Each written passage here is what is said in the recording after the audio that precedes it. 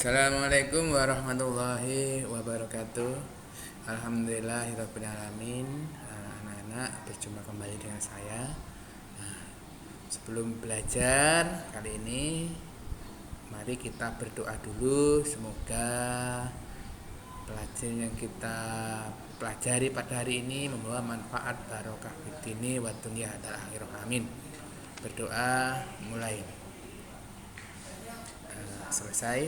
Anak-anak, tak lupa Bapak mengingatkan, silahkan ambil buku tulis kalian, catatlah nanti yang menurut kalian perlu dicatat.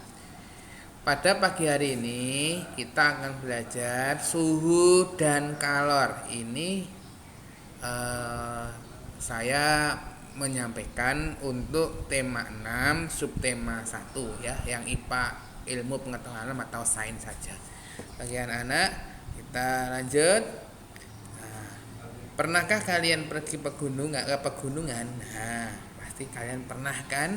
Nah, di sana kalian harus pakai jaket karena apa itu suhunya dingin. Pernahkah kalian membantu orang tua kalian untuk mencuci baju dan menjemur pakaian? Ya, tentu sudah. Bagaimanakah atau mengapa pakaian yang dijemur bisa kering? Nah, nanti kita cari jawabannya. Terus, anak-anak di rumah pernah kan membantu orang tuanya untuk memasak? Nah, kenapa air dipanaskan bisa mendidih? Nah, ini nanti juga kita pelajari pada pelajaran ini. Oke. Benda-benda yang dapat menghasilkan energi panas disebut sumber energi panas. Macam-macam sumber energi panas. Yang pertama adalah ini matahari ya. Nah, matahari. Nah, yang kedua, contoh lagi kayu bakar. Contoh lagi, ada gesekan antara dua benda. Coba kalian gesekkan kedua tangan kalian. Terasa hangat kan? Nah, itu berarti gesekan antara dua benda merupakan sumber energi panas. Ada lagi, listrik. Nah, listrik bisa menghangatkan ruangan. Nah, ini listrik juga sumber energi panas. Bapak lanjut ya. Sekarang perpindahan kalor. Panas atau kalor dapat mengalami perpindahan. Nah, jadi panas atau kalor dapat berpindah. Dari mana Pak berpindahnya? Kalor selalu berpindah dari benda bersuhu tinggi ke benda bersuhu rendah. Sumber utama kalor di bumi adalah matahari. Nah, ini sumbernya ya, matahari. Perpindahan kalor juga dapat dicegah. Contoh alat yang dapat mencegah perpindahan kalor adalah termos. Coba tengok termos ini.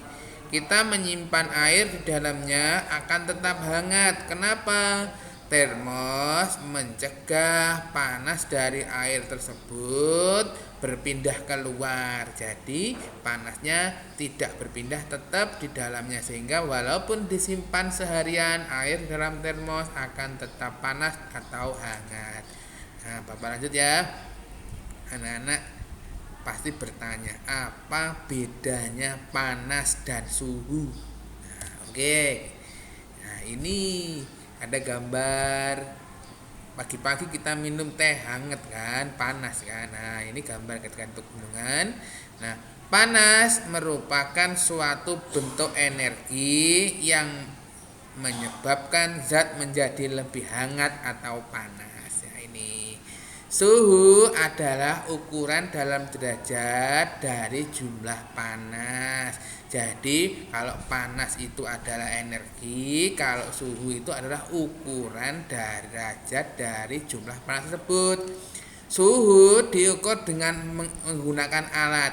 Alatnya bernama termometer. Nah, ada 4 macam termometer, yakni Celcius, Reaumur, Fahrenheit, dan Kelvin. Ini contoh gambar dari bermacam-macam dari termometer. Nah, jadi alat yang dapat mengukur suhu itu namanya termometer. Ini pernah lihat kan, ini termogan ya. Walaupun ditembak dengan infrared, ia dapat mengukur suhu seseorang. Ini namanya termogan dan lain-lain ya. Kita lanjut saja. Selanjutnya, alat-alat yang memanfaatkan sumber energi panas. Yang pertama, coba tengok apa ini. Ini adalah lampu bertenaga surya. Jadi, lampu ini tidak menggunakan arus listrik dari PLN, tapi lampu ini dapat menyala karena ada menggunakan panas matahari.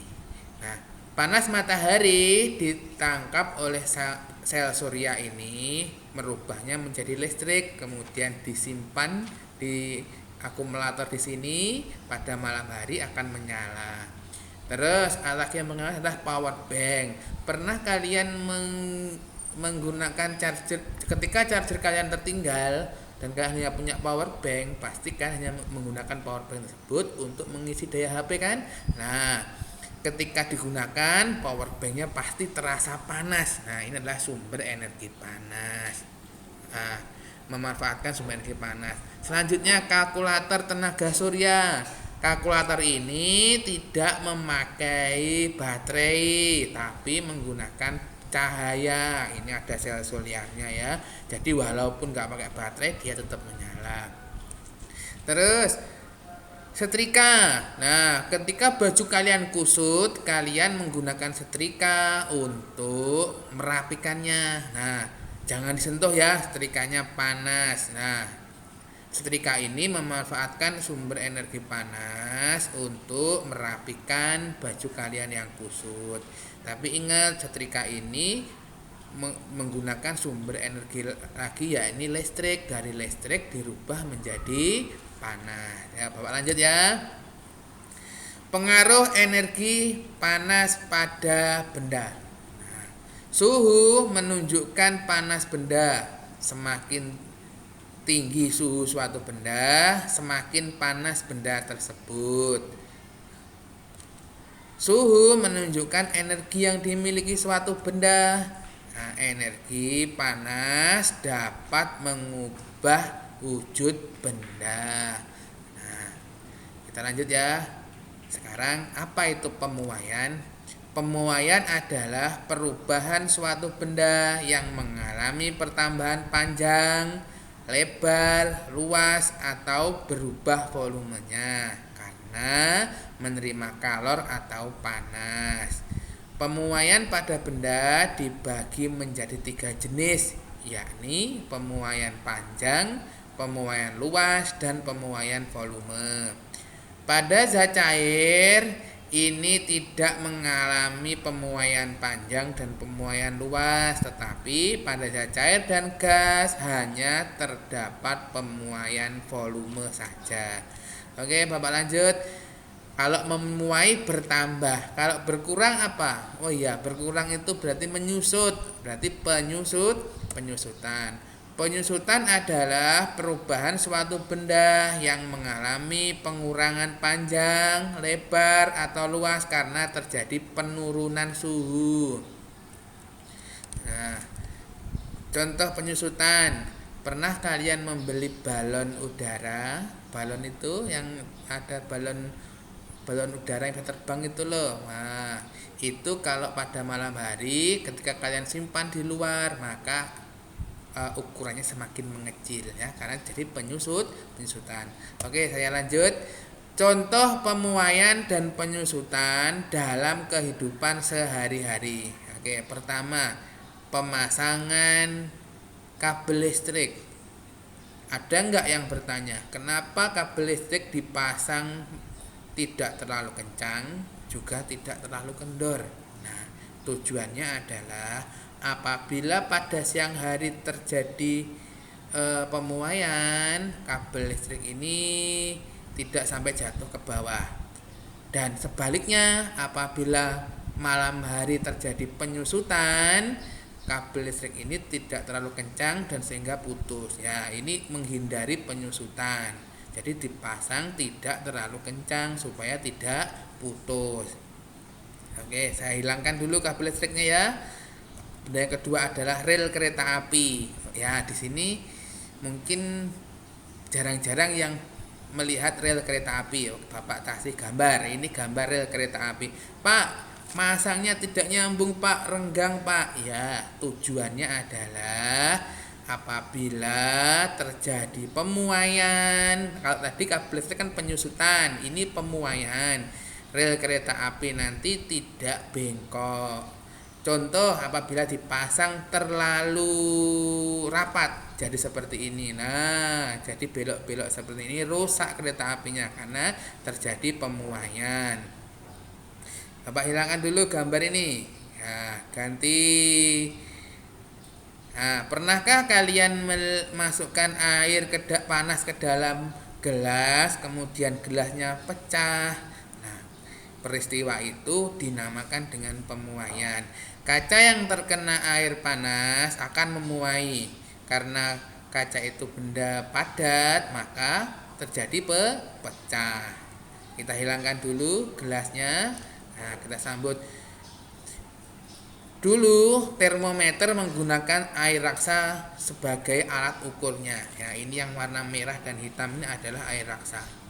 Nah, Pak, bagaimanakah cara kerja air raksa? Atau bagaimanakah cara kerja termometer? Pada termometer ketika suhunya naik, air raksa ini akan memuai, volumenya bertambah sehingga dia akan naik.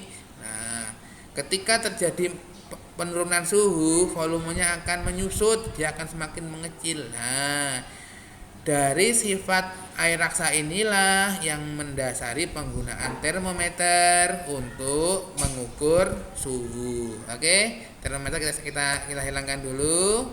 Ada lagi, Pak, gambar apa ini? Ini gambar ban. Ketika ban mobil ditaruh pada tempat yang terlalu panas, udara di dalamnya akan mengembang dan memuai. Nah, sehingga apa yang terjadi? Bannya akan meletus. Ya, silakan anak-anak untuk pembelajaran subtema 1 dari tema 6 cukup dulu. Kita sambung pertemuan yang akan datang. Ada kurang lebihnya saya mohon maaf. Billahi taufiq wal hidayah. Wassalamualaikum warahmatullahi wabarakatuh.